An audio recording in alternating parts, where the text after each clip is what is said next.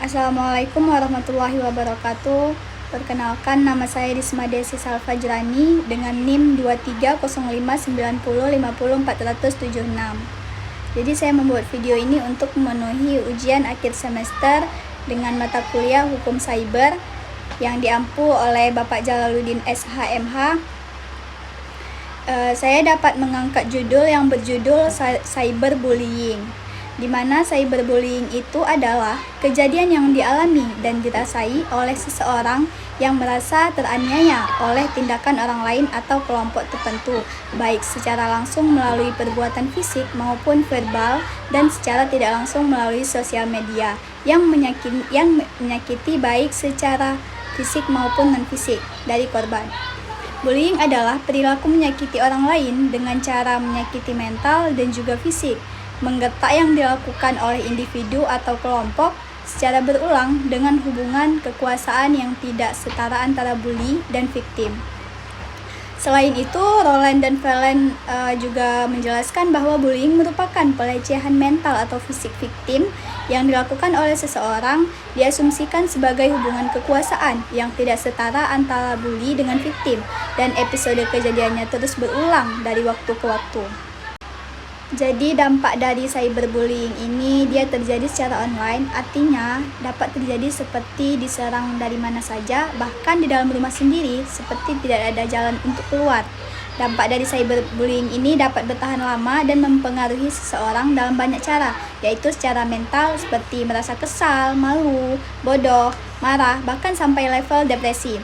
Secara emosional seperti merasa malu atau kehilangan minat pada hal-hal yang disukain itu, dapat secara fisik seperti lelahnya kurang tidur atau mengalami gejala seperti sakit perut dan sakit kepala. Kekerasan yang dialami oleh seseorang yang dilakukan oleh cyberbullies itu melalui media cyber atau internet. Nah, seringkali merasa depresi, merasa terisolasi, diperlakukan tidak manusiawi, dan tidak berdaya ketika diserang. Menurut psikolog anak Vera Itabilia Hadiwojo, tindakan cyberbullying ini sering dialami oleh anak yang secara mental terlihat berbeda.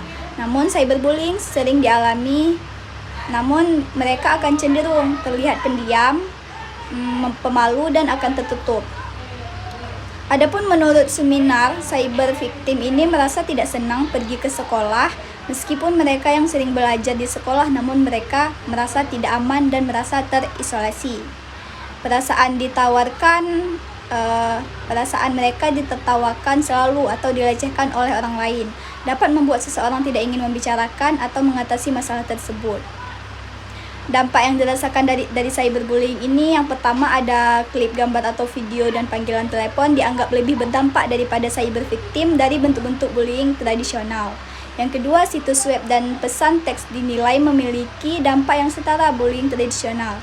Yang ketiga, ruang obrolan, pesan instan, dan email bullying diyakini kurang berdampak dari bentuk-bentuk bullying tradisional. Nah, karena beberapa jenis cyberbullying ini jelas lebih berbahaya daripada yang lain, cyberbullying dapat berdampak kontinum untuk cyber victim. Selanjutnya, pertimbangan harus diberikan kepada keseriusan masalah dalam konteks dan diantaranya keadaan yang mengelilinginya, bahwa email atau pesan teks yang melecehkan mungkin bukan masalah yang signifikan. Nah, ada bentuk-bentuk cyberbullying di mana kekerasan cyberbullying ini bukan hanya kekerasan yang bisa membuat orang terluka secara fisik, namun kekerasan cyberbullying ini lebih merujuk kepada kekerasan psikolog atau mental seseorang. Menurut Melansir Women's Media Center dan Chillnet, ada 6 tindakan yang disebut sebagai kekerasan seksual secara online, di mana yang pertama itu ada revenge porn, merupakan kejahatan digital di mana pelaku menyebarkan konten telanjang atau seksual seseorang tanpa persetujuan orang yang ada di dalam foto atau video tersebut.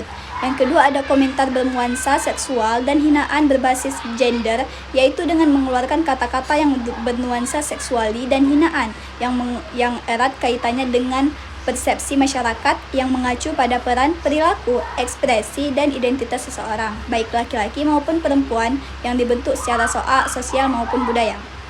Yang ketiga ada grooming atau merayu, artinya itu tindakan yang berusaha untuk memanipulasi orang lain agar merasa tidak berdaya dengan cara membangun kepercayaan. Yang keempat ada objektifikasi seksual, di mana tindakan yang memperlakukan seseorang sebagai alat pemuas hasrat seksual. Tindakan tersebut menganggap bahwa seseorang itu sebagai komoditas atau benda pemuas seksual tanpa memperhatikan kepribadian dan harga dirinya. Yang kelima ada mengunit, yaitu tindakan mengancam atau meneror orang lain berkali-kali dalam bentuk teks, gambar, atau video yang tidak diinginkan dan membuat orang tidak nyaman. Yang keenam ada pornografi tanpa persetujuan. Berbagai jenis cyberbullying ini telah terjadi sampai ke cyberstalking, Williat.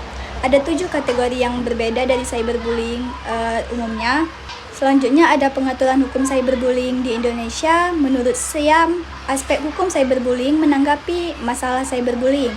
Nah, Indonesia telah memiliki peraturan perundang-undangan yang cukup untuk menindak tindak pidana cyberbullying. Secara umum, cyberbullying dapat saja diinterpretasikan terhadap berbagai delik yang diatur dalam hukum pidana umum Indonesia, yaitu yang termuat dalam Kitab Undang-Undang Hukum Pidana atau KUHP, Undang-Undang ITE, dan Undang-Undang TPKS dengan menggunakan asas lex specialis, derajat lex generalis. Pasal-pasal yang tercantum dalam 310 ayat 1 dan 2, di mana yang ayat 1-nya itu barang siapa dengan sengaja menyerang kehormatan atau nama baik seseorang dengan menuduhkan sesuatu hal yang maksudnya terang supaya hal itu diketahui umum. Nah, diancam karena pencemaran dengan pidana penjara paling lama 9 bulan atau pidana denda paling banyak Rp400.005. Ayat 2-nya, jika hal itu dilakukan dengan tulisan atau gambar yang disiarkan, dipertunjukkan atau ditempelkan di muka umum, maka diancam karena pencemaran tertulis dengan pidana penjara paling lama 1 tahun 4 bulan atau pidana denda paling banyak Rp400.500. Sekian dari saya, lebih dan kurang saya mohon maaf. Wabillahi taufik wal hidayah. Assalamualaikum warahmatullahi wabarakatuh.